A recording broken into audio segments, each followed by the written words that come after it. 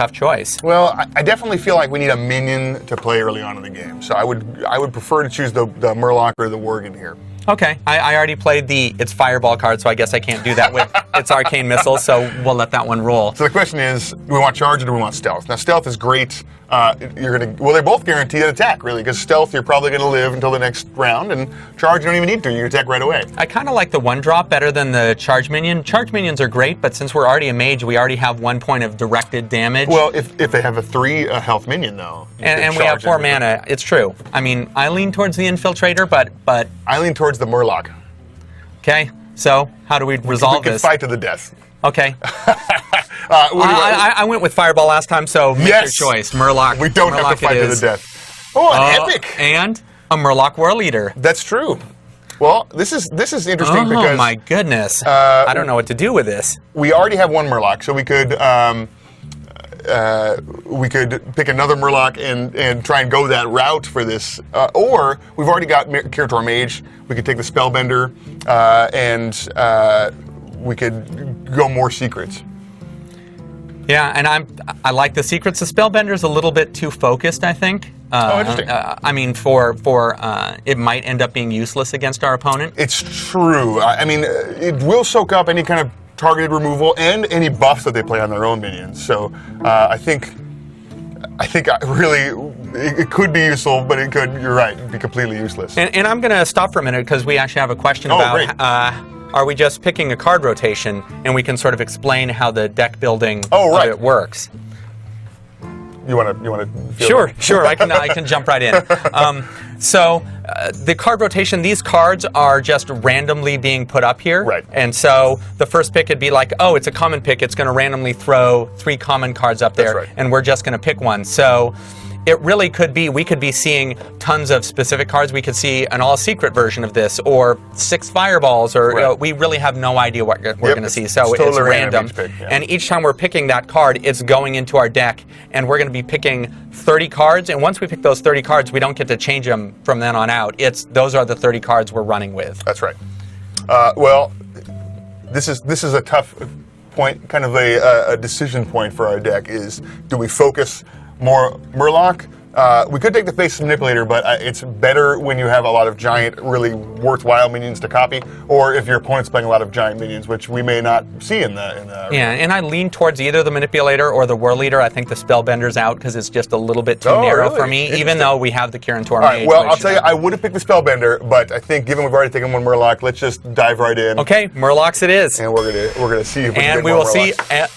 Whoa! I think it pays off. Murloc Tidecaller. We could really start going Murlocs here. Except that it's funny. Just 1 pick ago, this would have been easy because I would have looked at Vaporize and gone, Vaporize is awesome. Although I know you're a big fan of the Arcane Golem. Yeah, well, I think the Arcane Golem is great and even better with some additional combos, but I don't think we're going to see those combos in the arena. And actually, I can answer a question that we have about rarity gems and rarity. So you can tell the rarity of a card.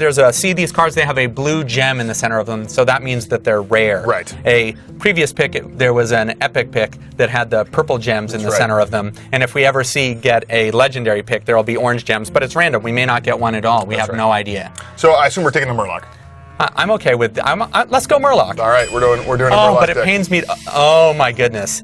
Wow, we're getting a lot of rares and epics in this deck. We are pretty lucky. All right, so well, these are great early drops, and we're running a little light on them. But this is an incredible 6-drop. And we're going to fill out that early drop selection with all of our Murlocs that we're going to randomly, hopefully get. That's true. I hope. So you want to go with a 6-drop here? Charge Divine Shield. The Argent Commander is Charge and Divine Shield. I mean, often you drop it on the table, you run it into a guy, it kills it, and you still have a 4/3 out. Whereas if you just drop a Divine Shield guy on the table, if it's a big one, often the enemy will just assassinate it or polymorph it or something like that, so you're not getting the full value. Argent Commander it is. And then we have the Sunwalker to complete it. Yeah, or another Divine secret. Shield minion. Sunwalker is so good. And another rare pick. What the heck is going on here? This is We're great. getting a lot of rare picks. I thought I'd answer a question. Sure. People are asking who we're playing against. Oh, sure.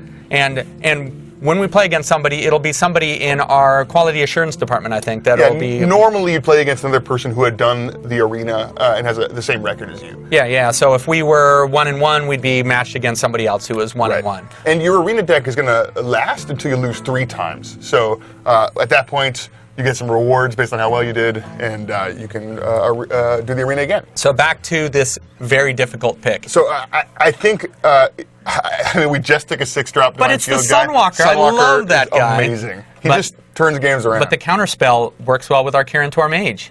Yeah. And the Knife Juggler works well with all these Murlocs that we're going to get that haven't gotten yet. And it's cheap. And we do need some. Look at how many low drops we have. Although we're kind of flat right now. We're. I cannot not take the Sunwalker. Click it. I love the Sunwalker. Let's do it.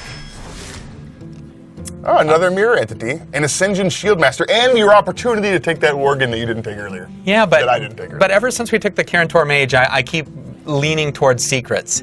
Sure. And I don't know if mirror entity is the right pick. It probably isn't. But I'm getting excited about that pick. We're building a theme deck. Let's do it.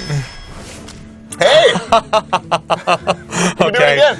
Now, at this point, I do feel like we've got a lot of cards that cost 3 mana. Yeah. These are really solid 1 and 2 drops surrounding this mirror entity. I agree. Yeah, and I could either go with the Archer or the Berserker. One of the things that's exciting about the Berserker, since we are a mage, is it has Enrage on it, which whenever it's damaged, it gets +3 attack. Right.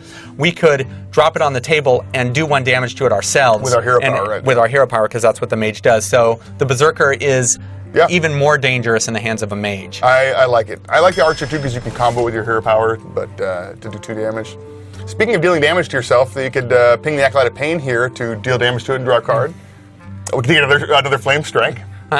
It's tough because for me, I always want to take the extra Flame Strike, and it's looking a little bit like our deck is going towards the high mana curve, so we could shift our deck from being a sort of balanced deck to a let's hold on, wipe the board with Flame Strikes. That's true. And we have the Secrets to let us hold on, we have the Flame Strikes to let us hold on, and then we drop the Argent Commanders and Sunwalkers and Kodos and just run them down. All right, deal. Let's do it.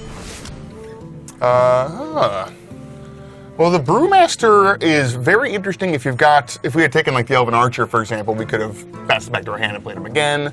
We don't have a lot of Battle Cry guys. We might get some later. The Razorfen Hunter is strong, but also costs 3 mana, and we have several 3 mana cards already.